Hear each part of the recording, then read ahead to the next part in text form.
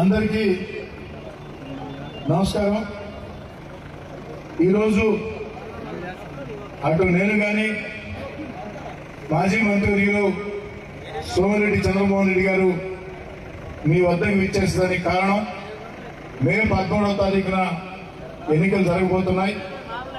ఆ ఎన్నికల్లో తెలుగుదేశం కూటమి అభ్యర్థిగా సైకిల్ గుర్తు మీద ఎమ్మెల్యేగా మీ కోటమిరెడ్డి శ్రీధర్రెడ్డిగా నేను, అదేవిధంగా పార్లమెంటు నుంచి ఎంపీ అభ్యర్థిగా సైకిల్ గుర్తు మీద వేమిరెడ్డి ప్రభాకర్ రెడ్డి గారు, అదేవిధంగా మనకు పక్కన ఉండే ఆనుకున్న నియోజకవర్గం సర్వేపల్లిలో సైకిల్ గుర్తు మీద సోమిరెడ్డి చంద్రమోహన్ రెడ్డి గారు పోటీ చేస్తూ ఈ ఎన్నికల్లో ఓటు అడిగేదానికే వచ్చామమ్మా.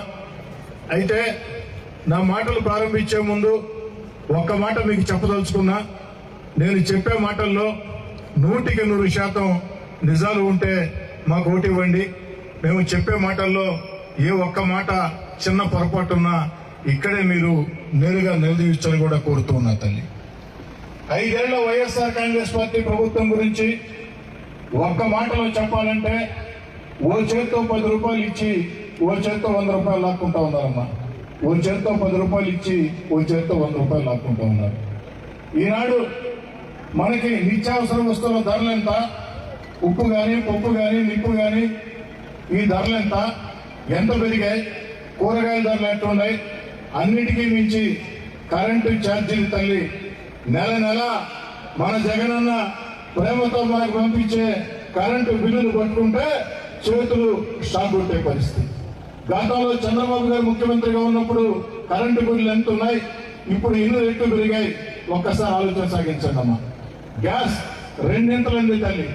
అంతేకాదమ్మా, ఇసుక ఏదైతే ఉందో ఆనాడు చంద్రబాబు గారు ఉచితంగా ఇసుకిస్తే ఈనాడు 6,500 7,000 రూపాయలు ఇసుక కొనుక్కోవాల్సిన పరిస్థితి.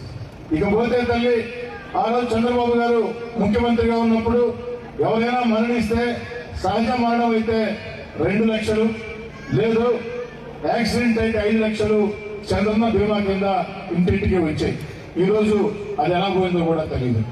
ఆఖరికి తల్లి, ఏదైతే ఆనాడు తెలుగుదేశం పార్టీ హయాంలో చంద్రబాబు గారు ముఖ్యమంత్రిగా ఉన్నప్పుడు అనేక పథకాలు, అన్నా క్యాంటీన్, పేదోడి ఆకలి తీర్చే అన్నా క్యాంటీన్, పేదోడి ఆకలి తీర్చే అన్నా క్యాంటీన్ కూడా మూసివేయించినటువంటి ప్రభుత్వం వైఎస్ఆర్ కాంగ్రెస్ పార్టీ ప్రభుత్వం. ఇలా 1 కాదు 2 కాదు తల్లి. ఆనాడు చంద్రబాబు నాయుడు గారు ముఖ్యమంత్రిగా దళితులకి, బీసీలకి, ముస్లింలకి, ఏదైతే గిరిజనులకి లోన్లు ఇచ్చేవాళ్ళు వ్యాపారాలు చేసుకునే దానికి ఈరోజు ఆ లోన్లు ఎట్టపోయినా కూడా అయినా తెలియదు.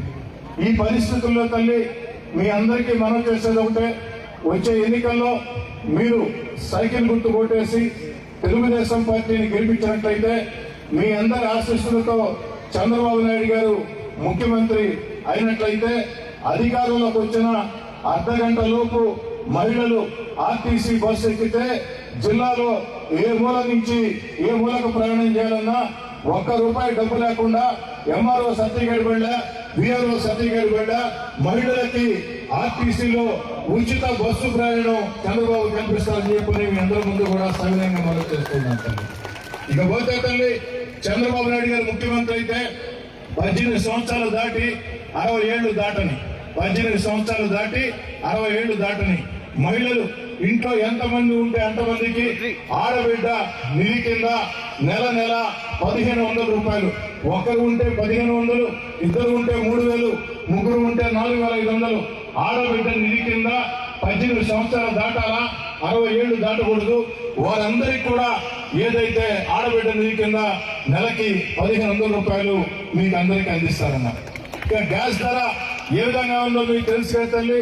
అందుకే చంద్రబాబు నాయుడు గారు ముఖ్యమంత్రిగా ఆనాడు ఏదైతే చేశారో అదేవిధంగా ఈనాడు చంద్రబాబు గారు ముఖ్యమంత్రిగా 3 గ్యాస్ సిలిండర్లు ఒక్కో కుటుంబానికి 3 గ్యాస్ సిలిండర్లు చంద్రబాబు గారు ఉచితంగా అందిస్తారు. మిగతా సిలిండర్లు మనం కొనుక్కోవాలి తల్లి.